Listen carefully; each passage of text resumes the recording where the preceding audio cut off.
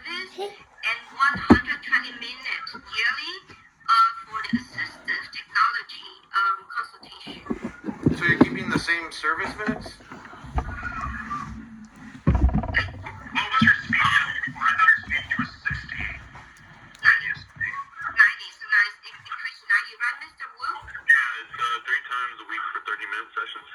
I know we changed that at an amendment. I take that back. So it looks like that speech was already increased. Yeah, but I was proposing to keep the minutes the same for 3 times a week for 30 minutes. No. I'm reading that wrong.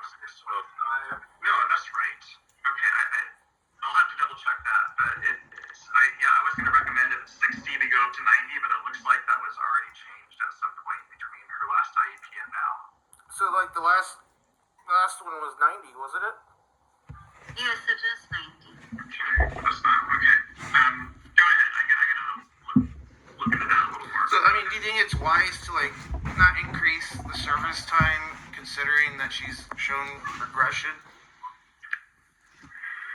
Regarding the speech, I feel like it just took us some time to get the ball rolling with her, just because I am a new speech therapist working with Maya, so it did take like a month to build rapport with her, and then she did miss like almost 2 months of school. So I do feel like I could have provided time for just needed time to get back in the routine of things. I've realistically only been with her for 2 months, and then within the 2 months I've been with her, I have been seeing progress versus when I first started working with her in January. Even if the progress is kind of getting back up to what she's able to, her level that she used to be at. I don't know, man. I mean, like, you're telling me that she's not saying simple sentences. That's not progress. That's a regression. Yeah, but back from what I've been seeing, from when I first started seeing her, she has been communicating more independently with her vocalizations, but they are only like one word approximations typically, though. So considering that, I think it'd be wise to increase the service times and maybe even reduce whatever class size you got. I don't know how many people are in there. Like how many people you got in there with her? Typically our groups are only maybe like 2 or 3 kids, but then she also has an individual session too, though. So I am seeing her. Well, not me personally, but one of the speech therapy aides is seeing her one-on-one though, and then the 2 other sessions are with her peers though. So I'm thinking maybe it would be a good idea to increase the service time and have her work more one-on-one too. That way we could start closing that gap. The only risk of that though is that you're taking her away from her in-class education time with her peers. That's okay, Mr. Wu.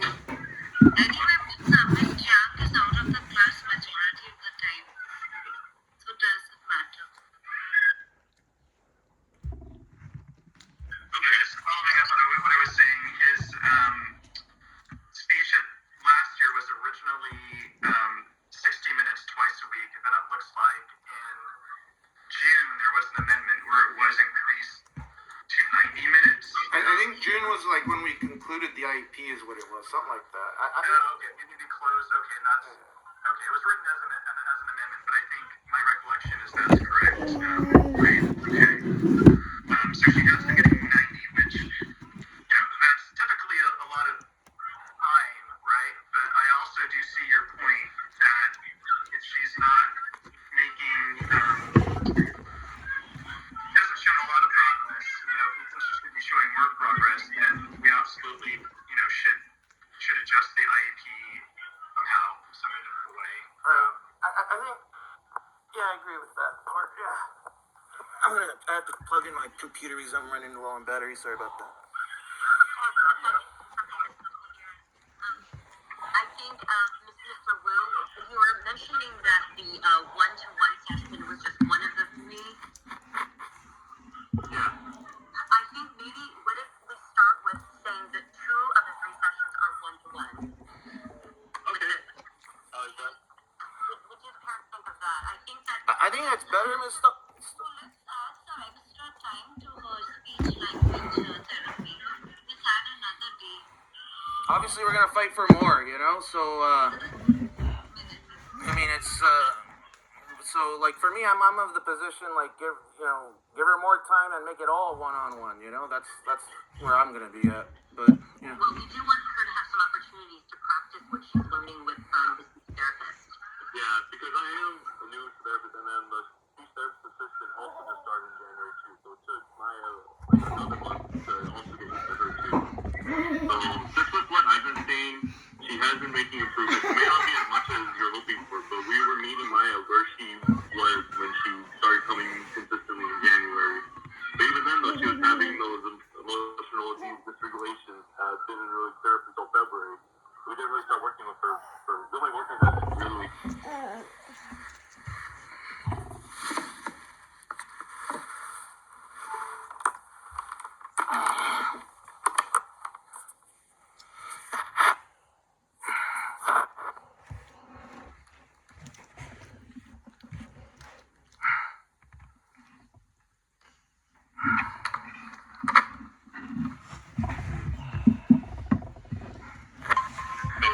Hey, sorry, my computer logged me off right when I plugged it in for like the last 30 seconds. I'm sorry about that. Edward, how about increasing her speech and language to 120 minutes? And then 3 out of 4 sessions would be individual and 1 small group. Obviously, I'd prefer more, but that's better than what we've got. So, you know. How does that sound to all of you? I really want to trial Miss Duffle's idea. I just want to try the 2 individuals and then 1 group session. And then if you guys still don't see the progress, then yeah, I'm more than open to having another amendment to increase her minutes. But I just feel like she hasn't been given the ample amount of time to be able to make those improvements that you guys are hoping to see within the short time that I've been working with her.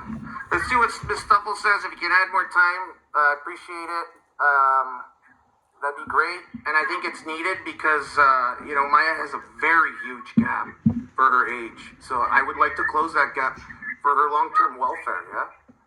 I think Kyle, I don't know how your space is and how much you're impacted, but, I do agree with mom and dad on this point that the language piece is really delayed with her, especially compared to her peers in that class even.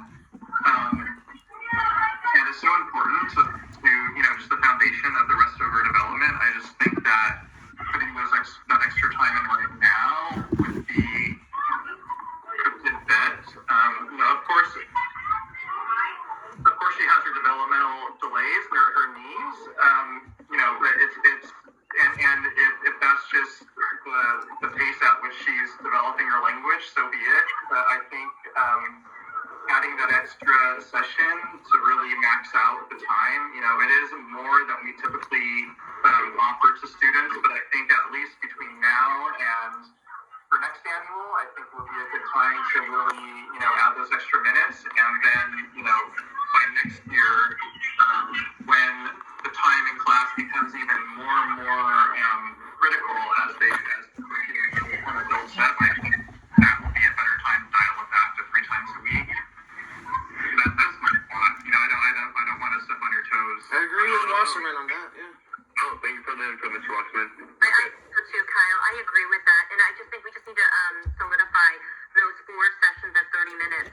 Which ones are going to be one-to-one and which ones are going to be group? Because they're both beneficial, but I think the one-to-one is a little more important this time. As far as I understand, it's an additional 30 minutes too, though. So Yeah, it'll just be 1 extra individual session I'm proposing.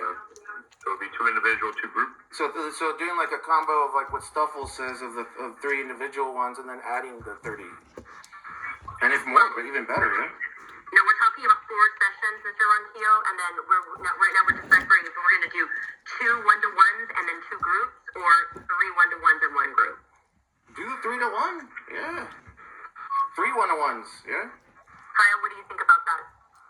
My only issue with the 3-to-1 is that, she'll be getting a lot of, one-on-one attention, but we also want her skills to be able to generalize outside of speech, where, having the small groups kind of is, a step in that direction, where it's not just, okay, just me and her one-on-one.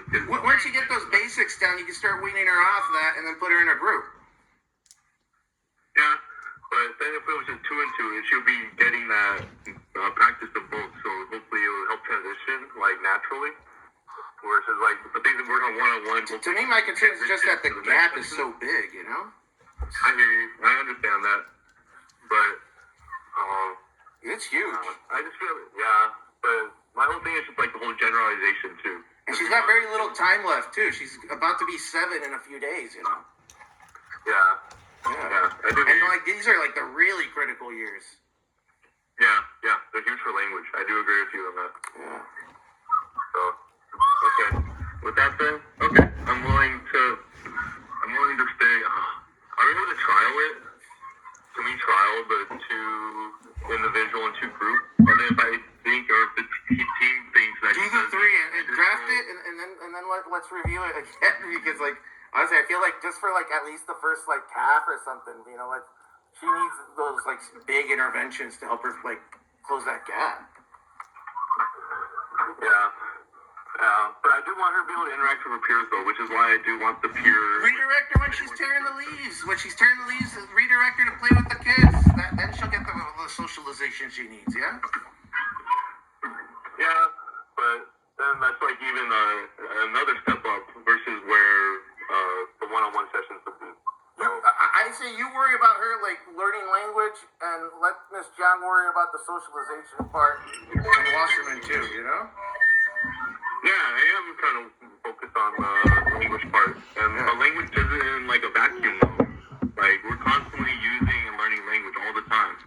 She's regressed. I mean, she was able to say simple sentences before, and now she can't. So that's a huge regression. Yeah, I do agree. Where if she was able to speak in sentences before, but now she's at like a 1 to 2 word phrase level. But yeah, that is a regression. That's scary. But she was out of school for a good amount of time. It did take some time to readjust back to school. I hear you, but considering that's the reality we're with right now, let's close that gap. That's what I'm saying. Yeah. So versus that time when she was sick versus now, how is Maya communicating with you guys then? I'll let Abigail answer that because I'm barely going to have custody of her again on May 1st. So. Or on a few, actually not May 1st, April 28th or something. So. I see a lot of improvement, Mr. Wu, I see a lot of improvement in her joint attention. I think compared to last year, like I think now we need to get her attention, like, hey Maya, we're going to serve you a snack. She'll look you in the eye and then look at the snack, you know. And then she's able to like take us to the refrigerator and point out exactly what she wants in the fridge. So we want to give her fruit, but she knows that she wants cheese at that moment in time. So she's gotten better there because before I think she was a lot more dependent on us to like get her food, but now she knows what exactly she wants. So I'll say there's improvement in that area with her joint attention and knowing what she wants. Okay, I'm glad to hear that. So, yeah, regarding joint attention, I feel like working in the groups would help with that just because there are other factors where, it's kind of like similar to like a small classroom where there are other kids and sometimes the kids aren't perfect angels, you know, so redirections do need to happen. Maya is a very sensitive, intelligent girl. I just want to be very clear, you know? Oh, and I agree. I do agree that Maya is very intelligent. I'm not questioning that at all. But I'm just talking about, because we're on the same team. I just want Maya to be able to improve. But I just feel like providing that one-on-one, because I do want brighter that one-on-one time, but I also want those skills to transition outside of speech too, though.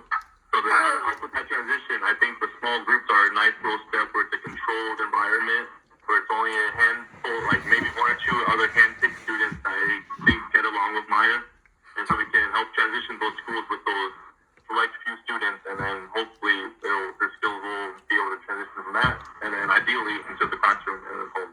I hear you, Mr. Wu, but like for me, it's like you can't really socialize unless you can communicate.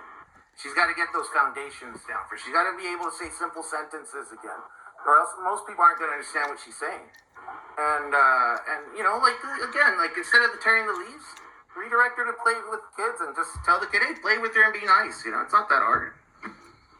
Mr. Wu, are the other children in the group sessions non-verbal too? Yeah. Yeah. So that could be it, too. They're in a similar situation where they use their AAC, but they can also vocalize too. Okay, could you mix her with a group that is verbal but Yeah. still has difficulty communicating? That would help a That's a lot. really good idea, actually. Yeah. Okay, I'll add that to my notes. Okay. Please. Thank you. All right. Thank you everyone. So the next part we are going to discuss is accommodation and modifications for Maya. So the team believe that Maya continue to benefit from the accommodation and modifications stipulated